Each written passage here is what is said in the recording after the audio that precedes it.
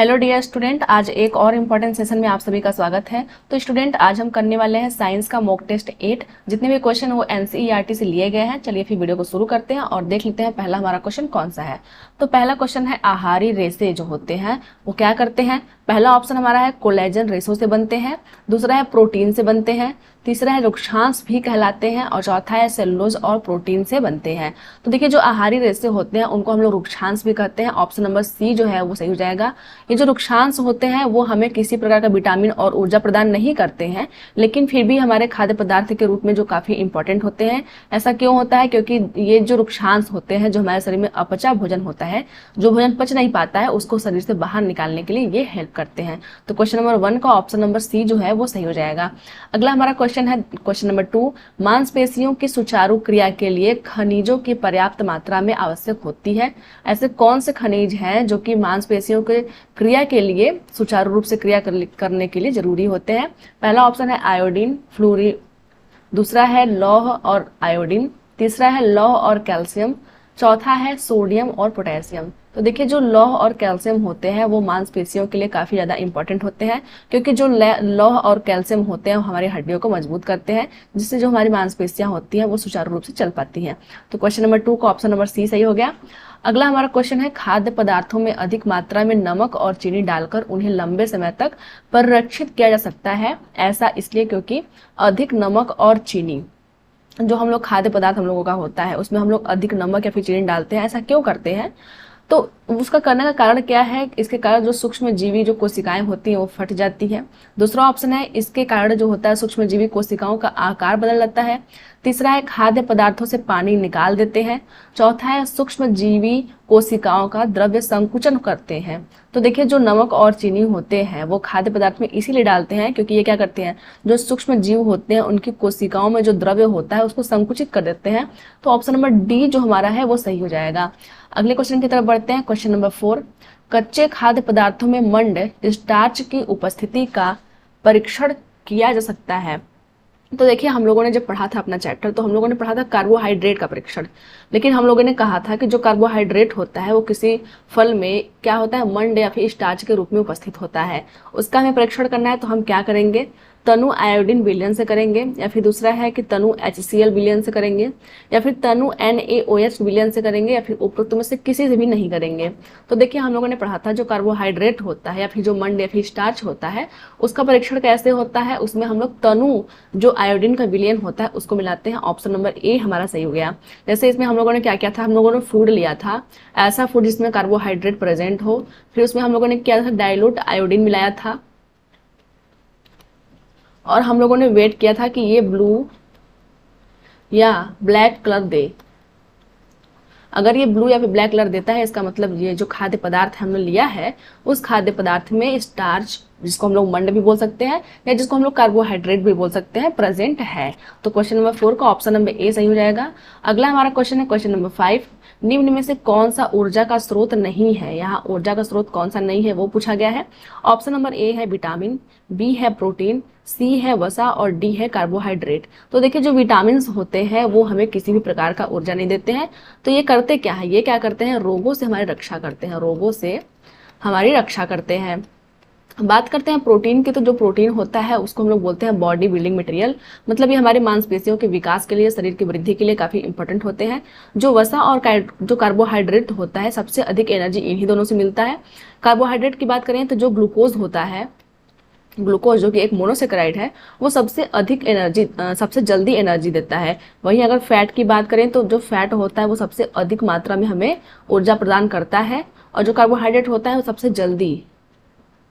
जल्दी हमें एनर्जी प्रदान करता है। तो क्वेश्चन नंबर 5 का ऑप्शन नंबर ए सही हो गया।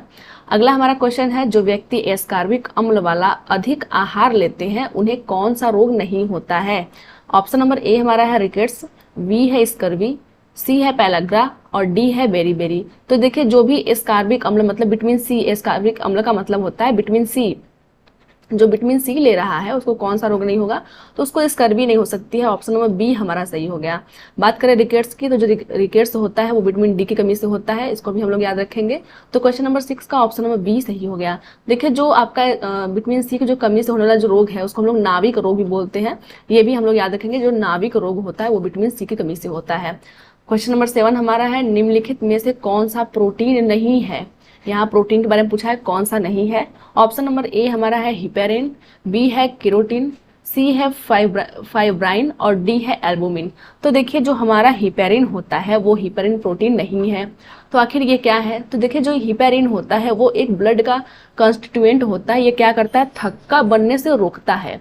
जो थक्का हमारा ब्लड होता है, थक्का होने से रोकना, ये भी अपने आप में एक क्वेश्चन है कि जो ब्लड का जो थक्का होता है उसको थक्का बनने से कौन सा चीज रोकता है, तो हम लोग बोलेंगे हिपेरिन जो होता है वो ब्लड को कोगुलेट होने से रोकता है। बात करते हैं केरोटिन की, तो देखिए जो केराटिन होता है वो क्या होता है, जितने भी हार्ड चीजें पाई जाती हैं उनमें ये पाया जाता है, जैसे बाल हो गया, नाखून हो गया, नाखून, और जो गाय लोग के जो खूर होते हैं, जो जानवरों के जो खूर होते हैं उसमें ये केराटिन प्रोटीन पाया जाता है। फाइब्राइन की बात करें तो जो फाइब्राइन आपका होता है वो क्या करता है, रक्त बनने में ये मदद करता है। ये क्या करता है, और रक्त का थक्का बनने में मदद करता है। देखिए हिपेरिन क्या था, रक्त का थक्का होने से रोक रहा था, और फाइब्राइन जो है वो रक्त का थक्का बनने में मदद करता है। आगे बात करते हैं ऑप्शन नंबर जो डी हमारा है एल्बुमिन। तो देखिए जो एल्बुमिन प्रोटीन होता है वो कहाँ पाया जाता है, ये अंडे में अधिक मात्रा में पाया जाता है। तो क्वेश्चन नंबर 7 का ऑप्शन नंबर ए जो है वो सही हो जाएगा, क्योंकि जो हिपेरिन है वो किसी प्रकार का प्रोटीन नहीं है। अगले अगले क्वेश्चन की बात करते हैं, क्वेश्चन नंबर 8, विटामिन के बारे में कौन सा तथ्य सही नहीं है। यहाँ नहीं पूछा गया है ऐसा कौन सा तथ्य है जो विटामिन के बारे में सही नहीं है। तो पहला हमारा ऑप्शन है, इसका नामकरण फंक ने किया था। तो ये बात बिल्कुल सही है, जो विटामिन है उसका जो नामकरण किया था उसको फंक नामक वैज्ञानिक ने किया था। ऑप्शन नंबर ए हमारा सही है। दूसरा यह है कि ये जीवन के लिए महत्वपूर्ण है, तो ये भी जरूरी है। जो विटामिन होते हैं वो हमें रोगों से बचाते हैं, तो जीवन के लिए महत्वपूर्ण भी है, तो ऑप्शन नंबर बी भी हमारा सही रहेगा। तीसरा है, इसकी कमी से रोग उत्पन्न होते हैं, तो ये बात भी बिल्कुल सही है। जितने भी विटामिन होते हैं वो किसी न किसी रोग से हमारे शरीर की रक्षा करते हैं, इसलिए जो हमारा ऑप्शन नंबर सी है वो भी सही हो जाएगा। ऑप्शन नंबर डी है, ये पाचन में सहायक होते हैं। तो देखिए जो विटामिन होते हैं वो पाचन में सहायता नहीं करते हैं, विटामिन का सिर्फ काम इतना होता है कि वो हमारे शरीर को रोगों से बचाते हैं। तो ऑप्शन नंबर जो डी है वो गलत हो जाएगा। लेकिन अगर हम लोग क्वेश्चन के हिसाब से बात करें तो जो ऑप्शन नंबर डी है, क्योंकि यहाँ पूछा है नहीं है, जो ऑप्शन नंबर डी है वो सही हो जाएगा। तो हम लोग जो अदर ऑप्शन है उसको हम लोग इरेज कर देते हैं। चलिए बात करते हैं अगले क्वेश्चन की। जो हमारा अगला क्वेश्चन है क्वेश्चन नंबर 9, धातु परमाणु से युक्त विटामिन है। ऐसा कौन सा विटामिन है जिसके अंदर जो है धातु परमाणु पाया जाता है। तो ऑप्शन नंबर ए है vitamin C, option number B है विटामिन B6, और ऑप्शन नंबर सी है विटामिन B12, और ऑप्शन नंबर डी है विटामिन ए। तो देखिए जो विटामिन 12 है, B12 जो होता है वो उसमें जो होता है वो धातु परमाणु पाया जाता है। ऑप्शन नंबर सी हमारा सही है। देखिए अगर इसका हम लोग नाम देखेंगे तो इसका नाम है साइनोकोबालामिन, साइनोकोबालामिन, ये इसका नाम है। तो देखिए जो कोबाला है उसका मतलब होता है कोबाल्ट। जो कोबाल्ट होता है वो विटामिन B12 में पाया जाता है, जो कि एक धातु परमाणु है। तो क्वेश्चन नंबर 9 का ऑप्शन नंबर सी सही हो जाएगा। बढ़ते हैं अगले क्वेश्चन की तरफ। क्वेश्चन नंबर 10, जल में घुलनशील विटामिन युग्म है। देखिए एक होता है, जो विटामिन होते हैं वो दो प्रकार के होते हैं। कौन कौन से होते हैं, एक जो होता है वो जल में घुलनशील होता है, और एक जो होता है वो वसा में घुलनशील होता है। तो जल की बात करें तो जो विटामिन बी और सी होता है वो होते हैं जल में घुलनशील, और जो ए, डी, ई और जो के होते हैं विटामिन, ये क्या होते हैं, वसा में घुलनशील होते हैं। तो ऑप्शन नंबर जो हमारा ए है वही सही हो जाएगा। बी और सी जो होते हैं वो जल में घुलनशील विटामिन हैं, और ए, डी, ई के जो है वो वसा में घुलनशील विटामिन है। आप लोग इसको भी याद रखेंगे। आगे बढ़ जाते हैं क्वेश्चन नंबर 11 की।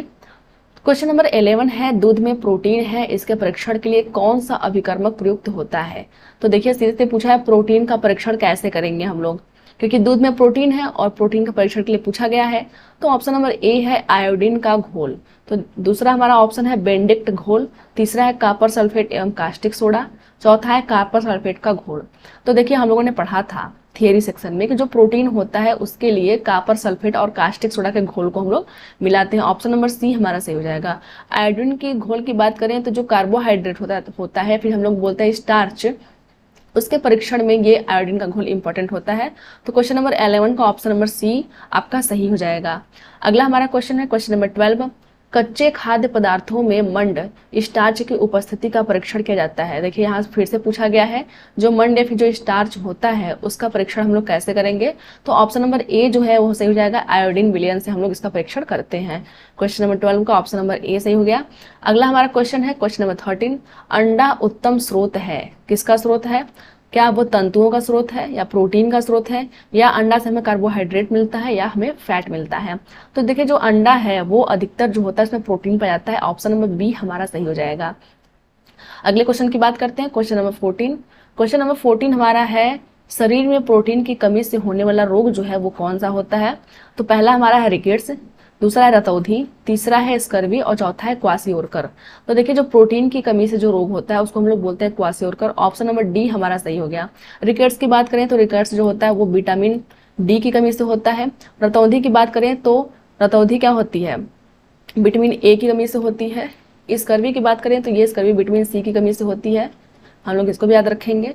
तो क्वेश्चन नंबर 14 का ऑप्शन नंबर डी सही है।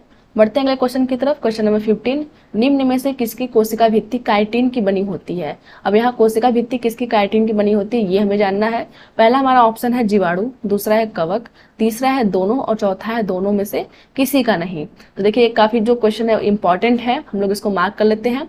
तो देखिए जो जीवाणु होते हैं और कवक जो होते हैं उन दोनों की जो कोशिका भित्ति होती है वो काइटिन की बनी होती है। ऑप्शन नंबर सी हमारा सही हो जाएगा। अधिकतर यही पूछता है कि जो कवक होते हैं उनकी कोशिका भित्ति किस चीज की बनी होती है, तो वहां भी हम लोग बोलते हैं कि जो कवक की कोशिका भित्ति होती है वो काइटिन की बनी होती है। इसलिए क्वेश्चन नंबर 15 को ऑप्शन नंबर सी सही हो जाएगा। तो फ्रेंड्स ये तो थी आज की वीडियो। आई होप कि आज की वीडियो आपको पसंद आई होगी। मिलते हैं फिर किसी वीडियो में, तब तक के लिए धन्यवाद।